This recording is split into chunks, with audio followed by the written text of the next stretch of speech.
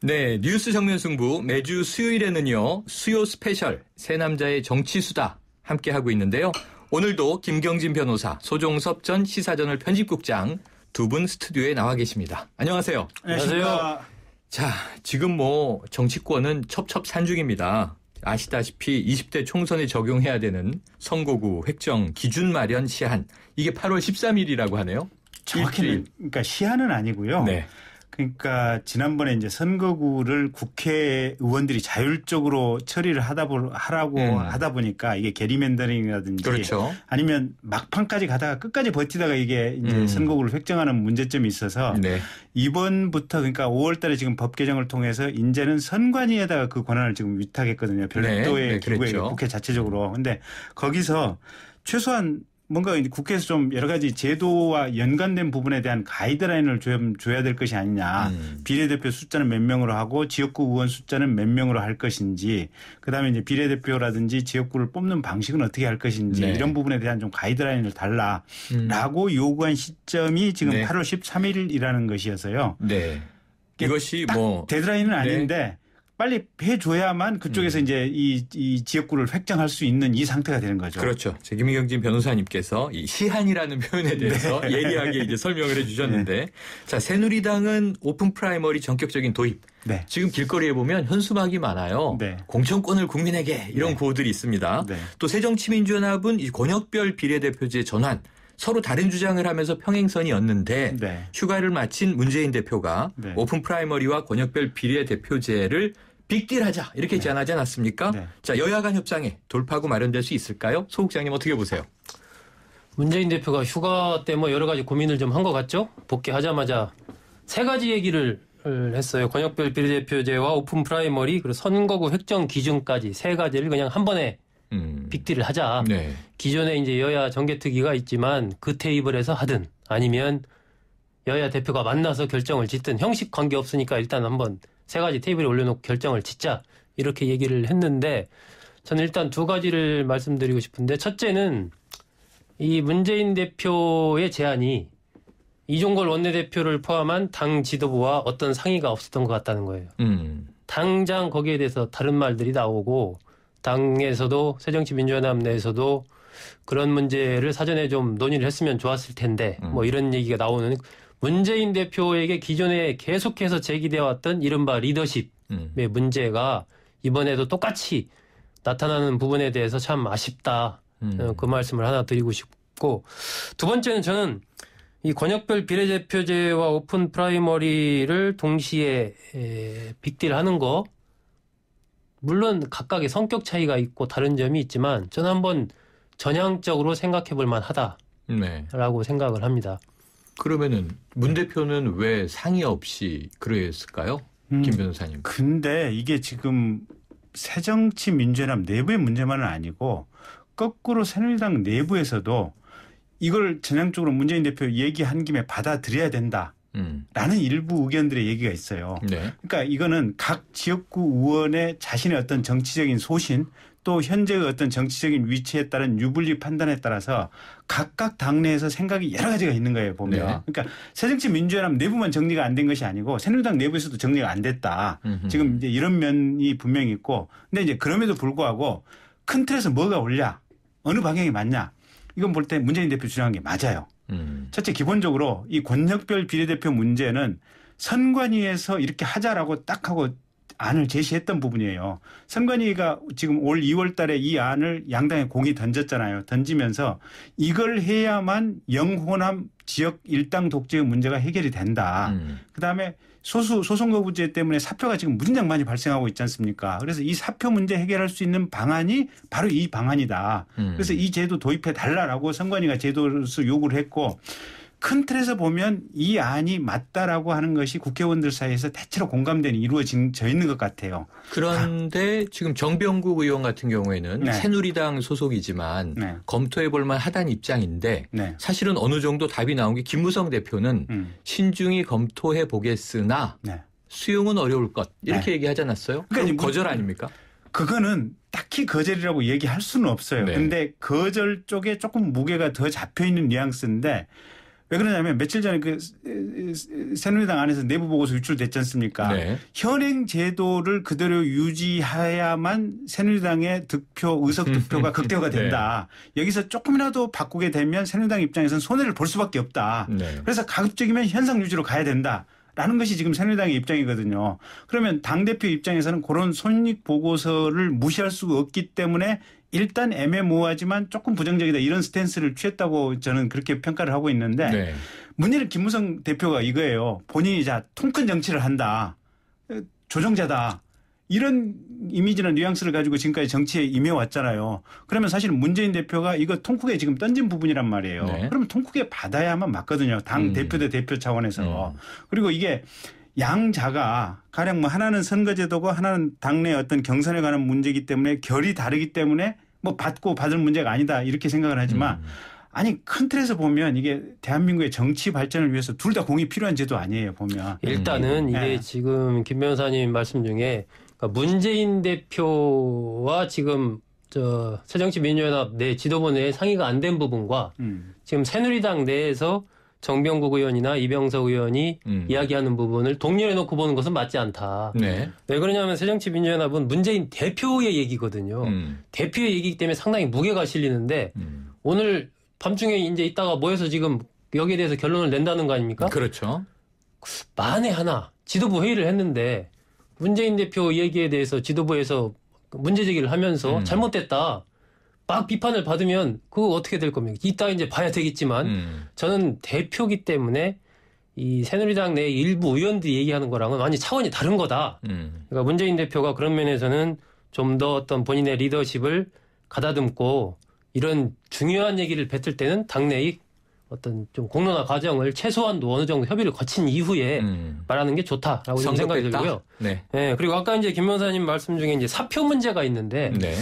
저는 이 권역별 비례대표제 문제는 사표의 문제와 바로 연결짓는 건 좀 무리가 있지 않느냐. 네. 기본적으로 이제 사표는 우리가 현재 진행되는 비례대표에 사표의 문제가 상당 부분 반영이 돼 있는 거예요. 네. 권역별 비례대표제가 이 얘기가 되고 그 부분이 좀 나름대로 설득력을 가질 수 있는 것은 여야 지역구도를 완화하는 그런 부분에서의 어떤 상당한 메리트가 있는 제도이기 때문에 그 문제를 한번 정치권에서 도입을 좀 적극적으로 해보자라는 부분에 더 방점이 찍혀져 있다. 네. 뭐 저는 그러니까 그렇게 생각합니다. 방점이 사표 해결이건 지역구도 해석은 간에 어쨌든 선관위가 얘기한 것은 이런저런 장점이 많다 하는 공감이다. 네, 그런 공감은 분명히 있는 것 같아요. 근데 그게 비록 선관위만의 문제도 아니에요. 지금 이제 김 변호사님 말씀대로 왜 그러냐면 새누리당에서도 작년에 그 보수혁신위원회라고 있었잖아요. 거기서도 똑같이 권역별 비례대표 도입이 필요하다라는 어느 정도 그런 얘기를 낸 적이 있거든요. 새누리당에서도. 네. 그렇다면 김무성 대표가 정말 통크게 이걸 받아야 되는데 네. 왜 머리를 극적하면서 네. 민기적 하는 얘기를 하고 있는지 이게 통큰 무대의 모습인지. 아주 재밌습니다. 네. 이게 4부로 이어가겠습니다. 뉴스 정면 승부 4부 시작합니다. 김경진 변호사, 소종섭 전 시사저널 편집국장과 함께 수요 스페셜 새 남자의 정치수다 계속해서 이어가겠습니다. 여러분 의견은요. 문자 샵 0945로 참여하실 수가 있고요. 프로그램 마칠 때 소개해드리도록 하겠습니다. 짧은 문자 50원, 긴 문자 100원의 정보 이용료가 있습니다. 자, 4부로 계속 이어가겠는데요. 3부에서 이미 가열이 됐어요. 뜨겁습니다. 문재인 대표의 제안, 이 오픈 프라이머리와 권역별 비례대표제. 근데 권역별 비례대표제는 의미가 있다고 두 분 다 말씀 주셨어요. 네. 사표 방지보다는 지역구도 타파에 도움이 될 수 있을 것이다. 하지만 문제는 문 대표의 제안이 성급하지 않았느냐. 김무성 대표가 통 크게 받아야 되는데 통 크게 받겠느냐 이 문제죠. 소 국장님 말씀 주세요. 이게 지금 여야 공이 이 부분에 대해서 아직 내부 정리가 저는 아직 안 됐다고 봅니다. 여야 모두? 예, 여야 모두. 이게 새정치민주연합은 일단 문재인 대표의 제안에 대해서 이종걸 원내대표부터 멘트가 일단 지도부의 의견이 아니다. 네. 좀 더 심층적인 분석이 필요하다. 아하. 이렇게 멘트를 이종걸 원내대표가 했어요. 네. 그리고 이제 오늘 저녁에 뭐 지도부가 모여서 좀 회의를 한다는데 그 결과를 봐야 되겠습니다만은 정리가 필요하고 네. 새누리당 같은 경우도 아까도 뭐 저희가 좀 얘기했지만 정병국 의원이나 이병석 그 국회 부의장 네. 등등 해서 이런 좀 긍정적으로 한번 해보자. 빅딜 받아들이자. 네. 뭐 이런 이야기들이 있고 지난해에 그 이준석 그 전 위원장 중심으로 해서 했던 네. 보수혁신위원회에서 낸 보고서에도 네. 이러한 권역별 비례대표제를 상당히 긍정적으로 평가하는 그런 내용들이 있거든요. 그러니까 이제 국민들이 보기에는 여야 공이 이런 부분에 대해서 다 알고 있는데 지금 선거를 목전에 뒀기 때문에 서로 자기한테 유리한 쪽에서만 지금 이야기를 하고 있는 거 아닌가 라는 그런 의구심을 갖고 있는 거거든요. 의구심이 아니고 국민들은 다 알지 않습니까? 예, 그렇기 때문에 여야가 그런 부분에 대해서 분명하게 좀 입장 정리를 먼저 좀 해야 그 이후로 좀 서로가 어떤 나갈 수 있지 않을까. 근데 저는 입장 정리를 도대체 몇 번이나 해야 되는 건지 그것도 궁금해요. 왜냐하면 권역별 비례대표만 해도 문재인 당시 대통령 후보가 대선 공약으로 당의 대선 공약으로 얘기를 했던 거예요. 네. 근데 그러면 이종걸 원내대표가 또 다시 입장 정리를 해야 됩니다. 지금 당대표 입장에. 네. 그 코미디 아닌가요? 이미 지금 당의 입장으로 정리가 돼 있는 거 아닌가요? 저는 그렇게 생각을 하고요. 그런데 그게 이제 다를 수 있죠. 왜 그러냐면 지금 뭐 새정치민주연합 내에서도 만약에 오늘 저기서 지도부 회의에서 결정을 하면 그걸 당론으로 확정하는 절차를 밟아서 여권에다가 정식 제안을 하자는 얘기니까 아직은 문재인 대표의 개인 소신은 그럴지 몰라도 아니 대통령 선거 과정에서 책자로 발간을 해서 우리 당의 공식 당론입니다라고 했던 것을 오늘 또 그러면 이 당 지도부 회의를 해서 그거 지난번에 대선 때 했던 얘기는 헛소리입니다라고 할 수 있나요? 아, 그게 조금 좀 다르다고 보는 게 2012년 대선 때는 문재인 이 당시 후보가 민주통합당 후보였고 지금은 그 사이에 새정치민주연합으로 또 바뀌어 있죠, 당이. 그러니까 달라질 수 있죠. 그리고 이게 사람 우리 보통 관계에서도 그렇지만 아무리 옳은 얘기, 좋은 얘기라고 해도 내가 배제된 상태에서 이야기가 진행되면 배제된 사람 일단 뿔납니다. 그러니까 저는 문재인 대표가 많은 그동안에도 비판도 많이 받았는데 왜 자꾸 이런 리더십 행태를 보이는 저는 사실 이해가 안 돼요. 이런 걸 이종걸 원내대표나 최소한 최고위원 테이블에서 한번 이렇게 거치면 되는 거거든요. 근데 그런 걸 아무 얘기 안 하시고 당신이 그냥 딱 질러버리니까 제가 이종걸 원내대표라고 해도 좀 뿔 나죠. 다만 중요한 포인트는 이것 같아요. 결국은 선관위에서 가장 중립적인 기관이라고 하는 선관위에서 현재 2015년도에 대한민국 정치 현실에서 지극히 필요하다라고 결론을 내렸다면 특별한 이견이 없는 한 양당에서는 공히 받아들이는 쪽으로 결론이 나야 맞는 것 같아요. 그게 아니라면 결국은 사심이 많이 끼어 있을 수밖에 없다. 저는 그렇게밖에 볼 수 없습니다. 일단은 그 부분에서 이제 그 지난 시간에도 저희가 얘기했지만 국회의원들 숫자를 정수 문제 늘리는 문제, 의원 정수 확대 문제에 대해서는 새정치민주연합에서도 확고한 어떤 입장 정리가 좀 필요한 시기가 온 것이 아닌가. 그러니까 문재인 대표의 오늘 제안 부분이 조금 더 건설적으로 새누리당에서 받아들이고 그것을 논의하는 테이블로 올라가기 위해서는 기본 전제가 돼야 될 것이 일단 국회의원 정수 확대는 없다라는 부분들이 돼야 논의가 좀 더 생산적으로 나아갈 수가 있지. 그것이 전제가 안 된다면 상당히 논의의 진행이 쉽지 않을 것 같다는 생각도 들어요. 네, 그 부분 문재인 대표 오늘 이제 워딩을 보면 상당히 좀 많이 열어놓고 있는 입장인 것 같아요. 굳이 의원 정수 늘리는 거에 연연하지 않겠다. 현재의 어떤 비례와 지역구 그 숫자 그대로 해도 되고 아니면 약간 그 300명 범위 내에서 지역구와 비례를 살짝 뭐 변형시키도 가능하다. 그런 부분은 얼마든지 논의가 가능하다. 이렇게 열린 입장에서. 문재인 대표는 뭐 그런 생각을 갖고 있는 걸로 이렇게 공식적으로 멘트도 했는데 새정치민주연합에서 이종걸 원내대표든 다른 이제 지도부에서 과연 그런 부분을 잘 받아들일 것인가. 지도부 입장이냐 당론이냐. 그렇습니다. 그러니까 이제 지금 김 변호사님이 열려 있다라는 부분은 지금 야당은 계속 의원 수를 늘리자라는 주장으로 이해돼 왔으니까 그게 아니라 선관위 안으로 본다면 의원 정수는 300명으로 지금 현행대로 고정하되 권역별 비례대표만 도입하자. 근데 그러면은 자연히 비례가 늘어나잖아요. 지금 문제는 뭐냐면 야당은 비례를 늘리자 300명으로 고정한다면 지역구를 줄이더라도 여당은 전혀 반대죠. 비례를 오히려 18%에서 10% 정도로 줄여도 지역구를 늘려야 한다. 이걸 가지고 300명 안에서 또 비율을 가지고 싸우게 되지 않겠어요? 근데 결국은 현실적으로 타협할 수 있는 부분은 지역구와 비례는 그냥 이 정도 비율로 둔다. 18%. 현행으로 둔다. 그 정도가 마지노선이 아닌가 싶어요. 저는 국회의원 정수를 확대하지 않는다라고 여야가 일단 합의를 한다면 그 속에서 비례를 얼마로 할 거냐 지역구를 얼마로 할 거냐는 어느 정도 절충의 여지가 많이 있다라고 어차피 지금은 54석 아니겠습니까? 비례대표가. 그렇죠. 그러니까 거기서 늘리거나 뭐 줄인다고 해도 기본적으로 줄이기는 좀 쉽지 않게 좀 늘린다고 해도 그걸 뭐 어느 정도 범위까지 확 늘리기는 또 쉽지 않을 테니까 그런 부분에서는 뭐 여야가 그 비례대표를 현재 유지하면서 그것을 권역별 비례대표로 한다. 그런 쪽으로 갈 수 있지 않을까. 대부분의 지금 보수 언론에서도 의원 정수 300명은 그대로 묶어놓는 이 전제 하에서 권역별 비례대표 도입하는데 찬성하자는 대체로 그런 기조인 것 같고요. 네. 다만 현실적으로 지금 경상북도 농촌 지역의 새누리당 의원들 그다음에 전라남도 농촌 지역의 새정치 의원들이 거기에 이제 지역구가 줄어들게 되니까 네. 거기서 지금 현실적인 저항이 좀 있는 것 같아요. 자신의 문제. 예, 당장 불똥이 떨어지는 의원들. 근데 여기에 대해서는 결국은 우리 사회의 정치적 먼 미래 장래를 고려한다면 이분들 본인들이 좀 양보해야 될 사람이에요. 경상북도 지역의 농촌 지역의 새누리당 의원들, 전라남도 지역의 농촌 지역의 새정치민주연합 의원들 이분들이 이번 시점에서는 좀 양보해야 될 타이밍입니다. 그리고 권역별 비례대표제 를 도입할 때도 지난 시간에 저희가 얘기했지만 비례대표 도입한 원래 취지가 많이 지금 훼손된 그런 부분들이 있기 때문에 네.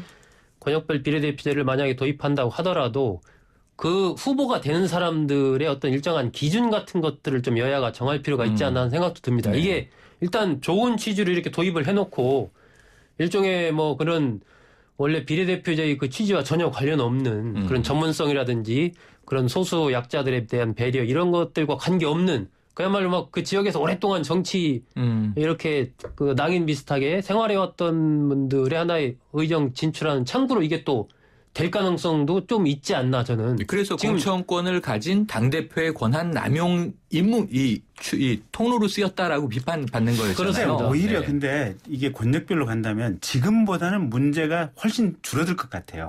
왜냐하면 지금은 비례대표 순번 한 35번 뭐 40번까지 이렇게 쭉 이래서 등록을 하지 않습니까? 네. 그러면 국민들이 비례대표 후보가 누군지는 아예 전국 단위로 뽑기 때문에 모르거든요. 근데 지금 권역별로 하면 가령 뭐 전라도 지역의 비례대표 후보 하면은 기껏해봐야 한 6명에서 10명 정도 많아봐야 숫자로 한 5명에서 7명 정도 등록을 할 거거든요. 그러면 우리 지역에서 가령 뭐 김모모가 비례대표 후보 2번을 받았는데 이 사람이 도대체 무슨 근거로 받았냐. 지역에서는 여러 가지 설왕설래가 많을 수밖에 없거든요. 그리고 숫자가 적으니까 눈에 확 띄게 되고. 근데 반대일 수도 있습니다. 제가 경험해 본 바에 따르면 이게 벌써부터 약간 이 기대를 갖고 움직이는 사람들이 있어요. 네.